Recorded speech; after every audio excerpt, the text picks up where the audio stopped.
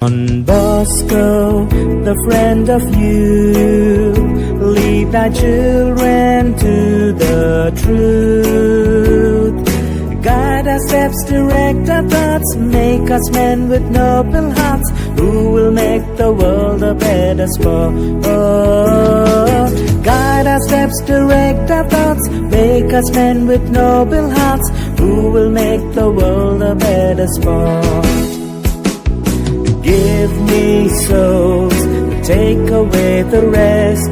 Love and reason are the very best.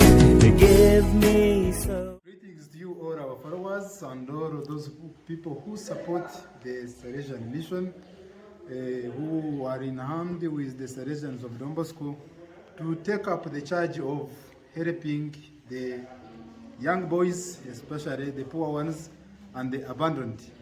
Today we are grateful to have an interview with one of the people who coordinate what we know that Don Bosco Tech Africa. We don't have much information about it, I think some of them. So this is why we are having an interview with him to ask him such that he can explain to us what is DBTA Africa. What is it meant for? Is it a project? Is it an organization? What is its mission and which services do they offer? So we welcome you and we give you this chance to introduce yourself to us. Then you tell us what is DBTA Africa. Thank you, Richard. And I start with introducing myself. I'm known as Brother John Njuguna, born in Kenya, and having worked in Uganda, in Rwanda, and currently I'm in Nairobi working in the DBTA office. So to know, the DBTA office is an NGO, non-governmental organization. It is registered in Kenya as a non-governmental organization belonging to the Salesians of Don Bosco and operating under the Afe province or Africa East province. So within the congregation, that's where we fit, that we are under the province of Afe. Now, what do we do? Our main work is to coordinate the Don Bosco technical schools in Africa and Madagascar. Now, how did this come about? Back in 2004, the provincials who were there by then found that the quality of the TVET institutions in Africa and Madagascar was going down. And there is a mission that is given a lot of priority within the Salesian work.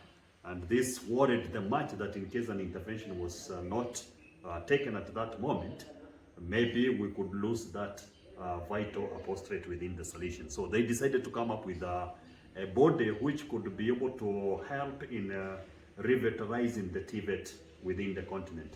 They had two challenges that they were facing. One was the human resource, and the other was on the financing. So the human resource, based on the fact that the missionaries who came in the 1980 in Africa after the introduction of the Project Africa, those that came when they were 50 years old, in 2000 they were 70 and above. So definitely their vitality and commitment within the field was going down, and some had either gone up to heaven or they had already passed also. And the new one that have already joined, those Salesians, young Salesians who had joined, they lacked the experience in running up to this TVET institution. So it necessitated them to come up with an intervention. And the process started in 2004, but it was not until 2014 that DBTA was fully constituted and instituted as an organization based in Kenya. And 2016, it was registered in Kenya as a non-governmental organization. And right now, it is 2016 and 2022, those are 6 years. So we are speaking about 6 years that DBTA has been in existence. Now, what is it that we are concentrating on? We spoke about coordinating. Now, in coordinating, we are looking at 4 critical areas within the TVET area. Area number 1, it is the issue of improving the governance and management of our TVET centers. Because without governance and management, then we find that all the TVET institutions probably are going to go off. So we are working very much on that. Then the second one is how to improve the quality and relevance of the training. Quality in the sense that we want our young people, when they leave the institutions, they should be able to transit safely to the job market.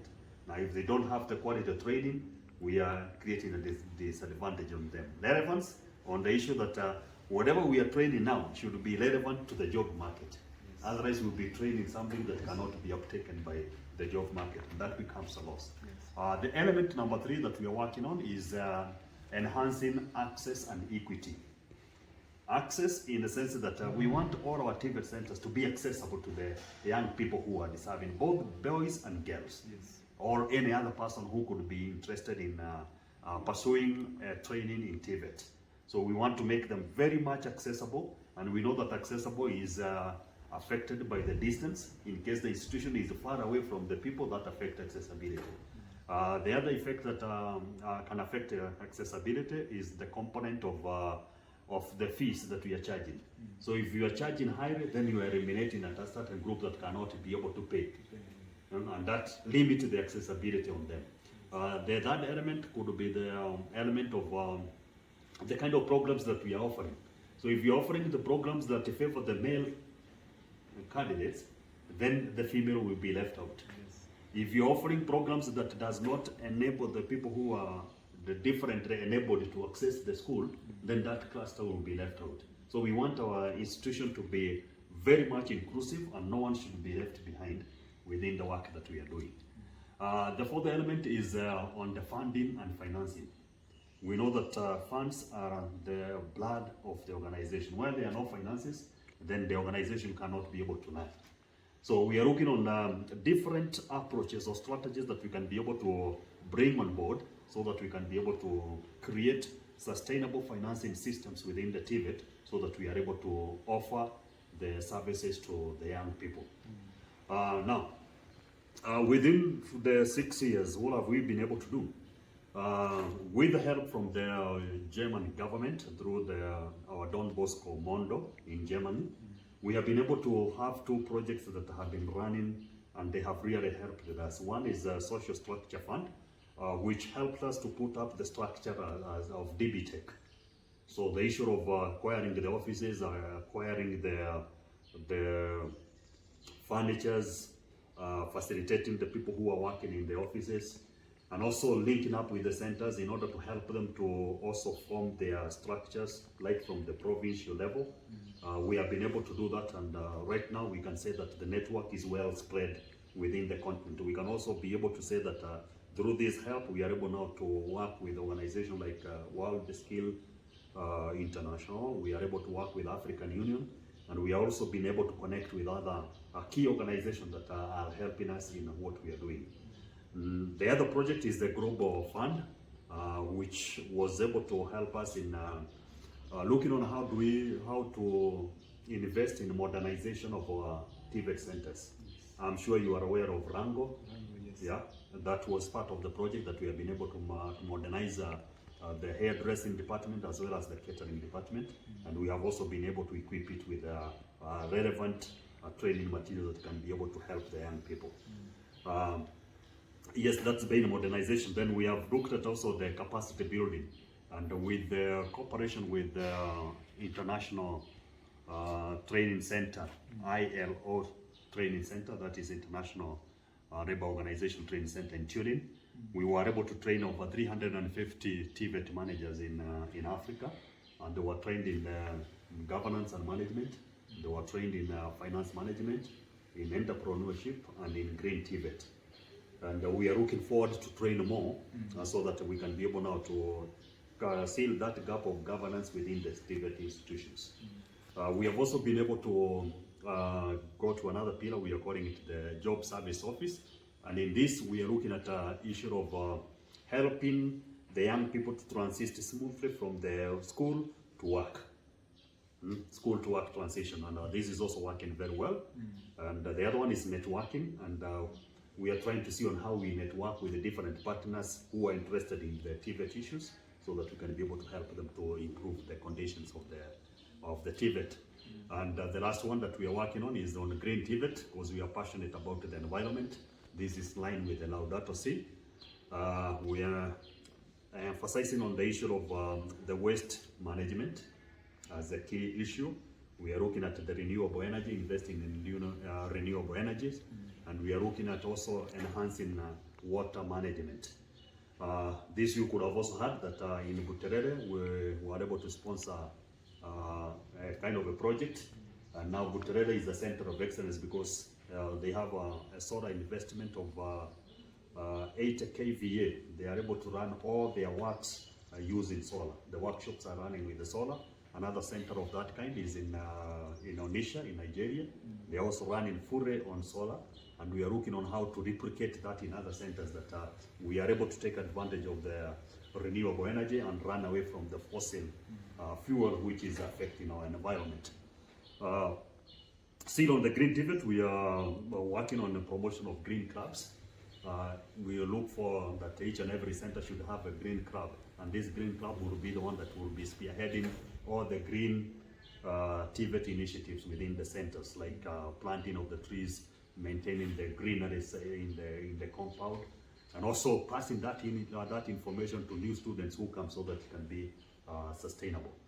So more or less, that's how we are working with DB Tech Africa. We are 2 solutions in the office. Father TJ, who is the director, and myself, who is the deputy director. Then we have 1 volunteer who is from Netherlands, Mr. Thomas, and we have 13 staffs who are distributed in different, those in finance, those doing the project office, those doing the IT. We have also the driver and also the office assistants. And all this, we are working as a team in order to improve on this. So, in a nutshell, that's how DB Tech look like. Okay. I hope I have answered it comprehensively. You have answered the question very well, and you even gave us some concrete examples which shows the practical work you have so far accomplished on the ground, and which is witnessed and seen, like in Buterere, we saw what you have accomplished, and in Rango, we are very, very much aware of what you have accomplished. Even if we have not yet reached everywhere we have passed, but what we see here gives us an image of what you have accomplished behind. So now I can see that the system is technical. Those ones who are in technical schools are enjoying the language. So now we would like to know, we have seen DB Tech Africa, it is a technical, it is something technical. So we don't know how did it come in touch with this session that you have been giving us here on child safeguarding and protection. Because when you analyze, you see that child safeguarding and protection, we may classify it in those non-organizational programs or those social organizations which promote social welfare, and those things are not technical. So how can we relate Don Bosco Tech Africa and this program of child safeguarding and protection? Thank you very much for that question, and I believe that it is a very important question. And I would like to maybe start by stating that as Salesians, we are being called to promote the dignity of individuals. We are invited to be promoters of life. And we all agree that life starts from conception and it ends at death. And as believers, we believe that there is also life after death. So in taking that perspective, we have been having issues of abuse of children. And if you can look at very well, we take an example of most of the African countries. there are people who are joining the TVET centers when they are below 18. And with the definition of who is a child is any person who is below 18 years old. So within the TVET, we are encountering children who have joined the TVET. And being vulnerable as they are, we would like to give them a kind of a space where they can be able to grow in dignity. That's being one. The second one is that as a Salesian congregation, we know that we work with even young children. In our oratories, we have children who visit these oratories. Even from 6 years, we have children coming to the oratory when they are 6 years. In the parishes, we are running parishes, and we have people who are working with the children, even at a younger age. Now, as an organization looking at that, we cannot say that we are not working with the children. And now it has come up with this concept of globalization, that if an abuse happens to an organization belonging to the Salesian, every Salesian is included in that. Because once the news goes out that the child was abused by a Salesian, you will not be able to defend yourself, and you say you are not the one. Now, when back in 2007 and 17, we had a child protection program that was running here in AGM, and that was the first intervention that we had. So we conceived this project so that we could be able to create awareness among the young people about their rights. But after running that project for 1 year, we came to realize that even the Salesians themselves and the teachers who are supposed to interact with these children were also ignorant about child safeguarding and protection. And now, it was a difficulty when the child knows what is their right, and yet the Salesians who are supposed to guarantee those rights as right holders, they are not able to. The children are as the right holders, they know, but we as the right, as the duty bearers, we are not able to protect them. So the recommendation from the implementation of that project called us to be able to have a comprehensive approach in the area of safeguarding the children. Now, it also happened that different provinces were also creating awareness on this. That was Congo, there was one in Zambia, and AFE was doing that, and AGL. So they happened to have sent their applications to Porticus. Porticus, they have their office in Nairobi, is a Catholic-based foundation that do funding of different projects within the Catholic Church. So when these proposals were sent to Porticus, Porticus felt a concern and requested me. We had a kind of personal interactions with them. They requested, why don't you have a harmonized approach? Instead of individuals coming to ask for the money, why don't you have a harmonized approach? Now, having a harmonized approach, it required to have an organization that also had an outreach out of the one province. And that organization was none other than DBTA Africa. So that's how DBTA Africa took that. Instead of different provinces taking it, DBTA took it, so that since it was overlapping between the provinces.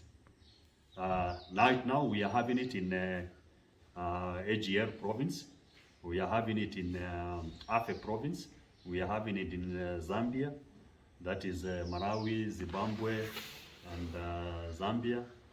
We are also having it in Nigeria. So that's how now we came in, because it needed a kind of an outreach coordination out from one province. And we have taken it up, and we involved all these provinces in the design, and we are now involving them in the implementation. So that's how we have come up into this space. But what I would like to emphasize is that the issue of the child safeguarding and protection, it is an area that we as Salesians need to invest very much, because we are looking at the children as the future of humanity. So even if you're speaking about the youth, the youth will not be there if the children are not taken care of. The challenges that the children are going through, if they can be arrested, then we shall have less challenges at the youth stage, and even less when they go to the adult stage. So we feel that it is a very important solution apostolate, and looking at the way we have grouped it and the approach that we are having is that we started with a baseline survey, and that baseline survey was very clear that 84% of the Salesians and lay people working with the children, they could not be able to identify risk element for the children and how a child who is abused can be assisted. 84%. So you can already see that magnitude. That puts the children at a very high risk. The baseline survey also indicated very well clear that the preventive system has really helped us very much, but it needed to be upgraded within the language of the child safeguarding and protection. So that the language that we are speaking, though it is based on the preventive system, but it's also acceptable in the conventional language of safeguarding. And we were able now to get that information amidst others, and we developed kind of a proposal which was funded by Porticos in order to come up with a manual which integrates the conventional knowledge on child safeguarding together with the preventive system. And that is the manual that we are using now to train you. And then from there we are going to have another training, which is now we'll be looking at the teachers in the institutions, and after the teachers we are going to go to the children themselves. So it's a 3 years program. The first year was looking at the development of that manual, which we have done, and we have also come up with a framework. The second year now, which we are, 2022, is where we are training the young brothers who are in the philosophy and in the theology, and we're also going to engage the rectors and heads of departments. And then when that is done, then we shall now go to the children. And we think that doing that will make our TVET centers safe and ideal environment where the children can grow in dignity. And that's a gift that we can be able to give to the children. Our rector major is telling us that we should see the boys and the girls as sacred, and we should treat them as sacred. Don Bosco himself tells us very clearly that we should treat each and every young person as if he was Jesus. Now, young person, we are speaking about all these issues, trying to see that we internalize our Salesian charism and giving it as a kind of a service to the young people by enabling them to live and grow in it. So that's what we are trying to do. Okay, thank you very much for the message you have given us and what you have explained on how DBTA Africa came into connection with the Child Safeguarding and Protection project. Now, I would like to pick one thing which has touched my mind and it has made me remember something. You talked of child abuse. And if we are very clear today, we have seen the Catholic Church facing some challenges and even some big problems today. Scandals have happened in the Catholic Church, and more evidence is coming out showing that members of the Catholic Church they have abused some people in one way or another. And some of these cases which are coming up, we have seen that they happened like 30 years ago, 40 years ago, and now we are wondering what is happening. How can something which happened like 30, 40 years ago now be brought on the board? And it is considered by the church, it is welcomed by the church, it welcomes it in peace, and it accepts the local authority, civil authority to handle it, to enter into it and investigate if it is true. Now we are wondering, has the church lost control in itself, or it is trying to do something which can help the Catholic Church tomorrow concerning abuse of children and the vulnerable people. Even the abuse can be on everyone. Yeah, I would say that looking at the history of the church and how it has been handling this, from time immemorial, the church was quite clear on that the children should be respected all throughout. But somewhere within the history of the church, we could speak about maybe a certain laxity that came in, and then the cases of child abuse were not really taken care of, and it could have been the issue that maybe the church wanted to circumvent itself from degradation, issue of being degraded or being seen as maybe as scandalous, and this could have maybe brought an issue of a church trying to handle cases of child abuse in a very secretive way. That could have, in a way, created an ambient that the church was not concerned, because the people could not be knowing what was happening. The second approach could be in a sense that the reverence given to the church and to those who are in authority in the church could not have given the people the ability to speak out. And maybe because of fear, they kept out, and even if they were abused, they could not have come up to air up their frustrations or to speak about the abuse that they had gone. But with the evolution of the society, I think we have reached to where the issue of the freedom and the ability to speak, the consciousness on the human rights, all these are issues that have now grown up, and people are more empowered than they were.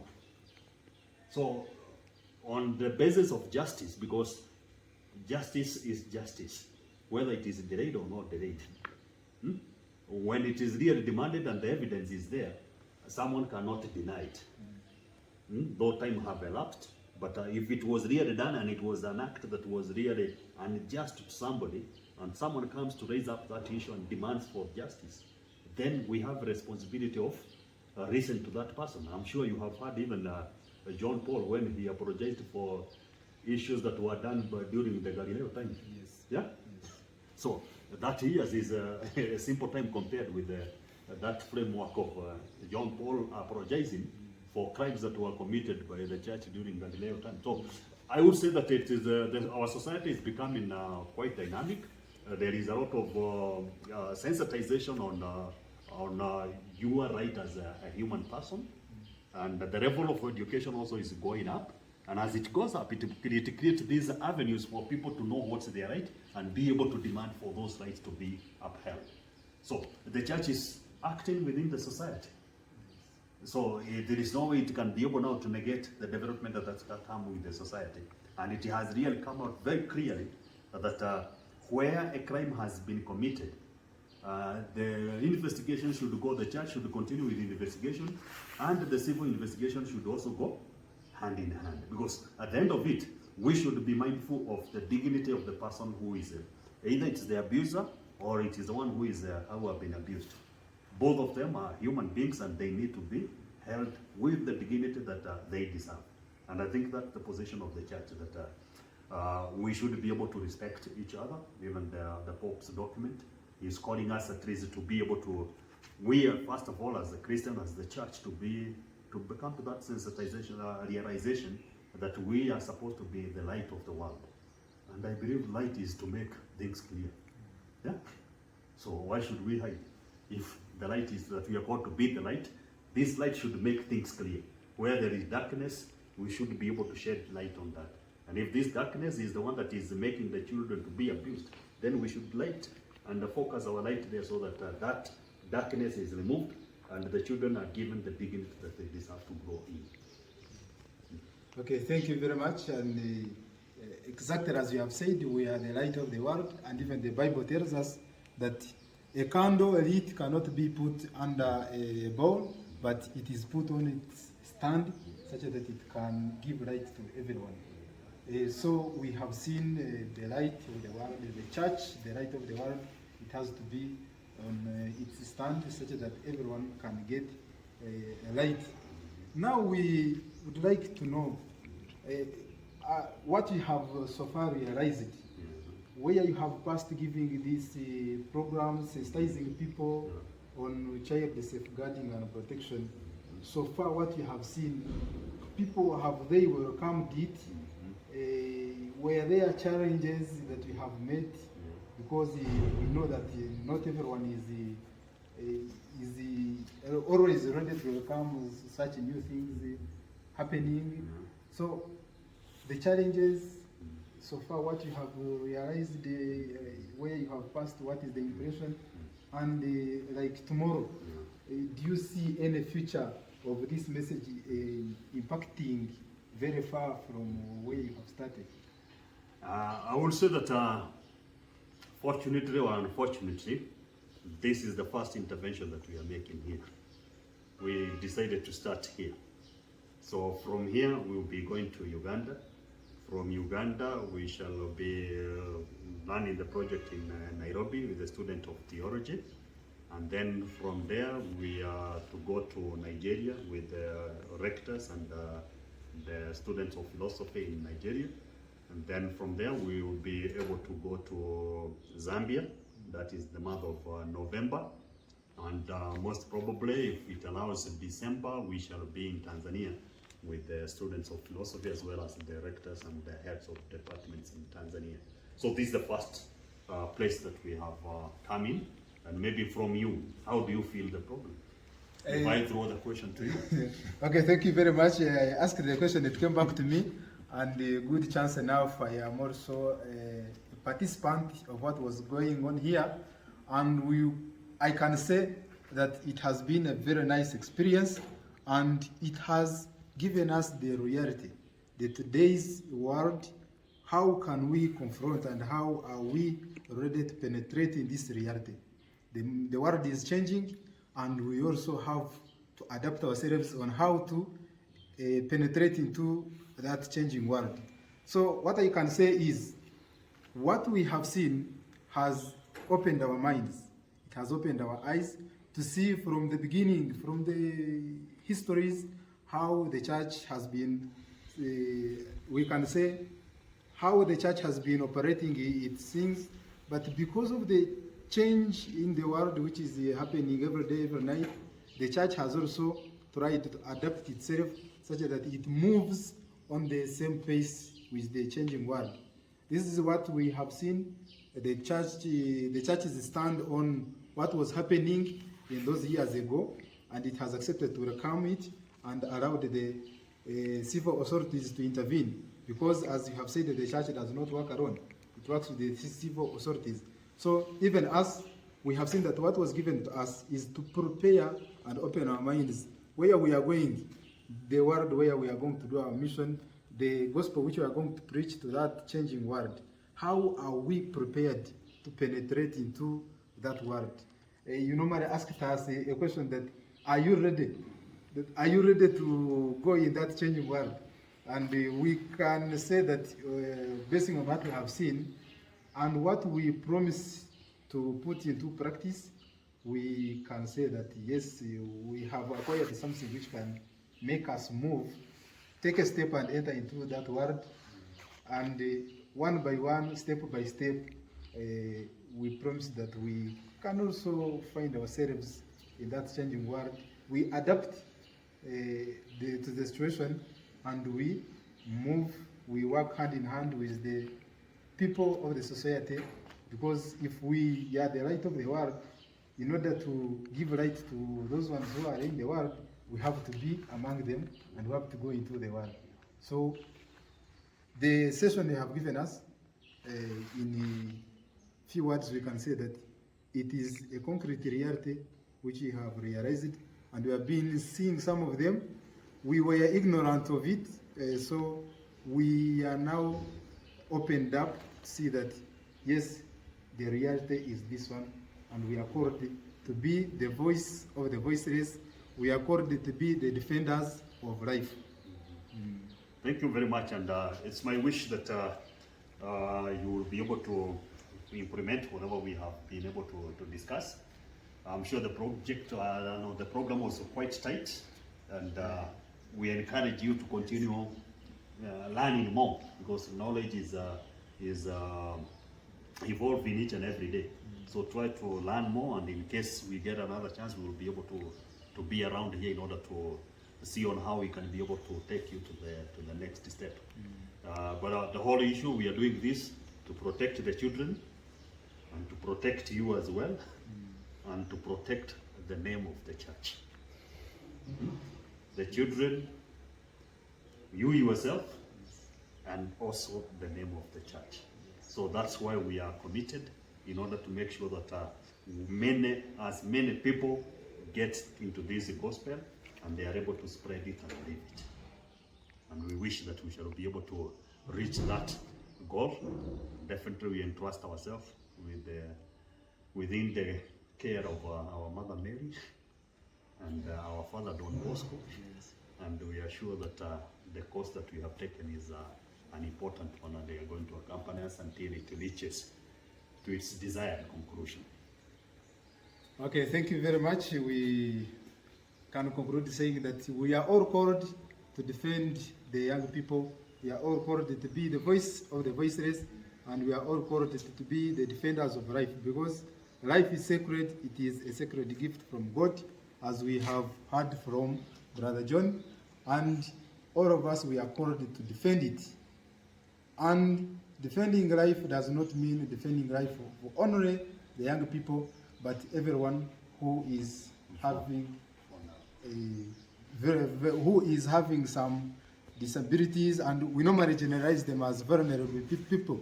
So we are called to be the voice of the vulnerable people, and in that line, we promise to do what we have received, to implement what we have received. And we thank you for your time. Thank you for spending your time generously, and we hope to benefit from this what we have got. And we would like to request all of you that you say no to child abuse, say no to violence, especially parents, those ones who are in families, say no to domestic violence, because we have seen those are the major causes of abuse, and people don't respect the rights of vulnerable people because of certain problems like those ones. So where you are now, be a candle, be a light to everyone. We thank you very much.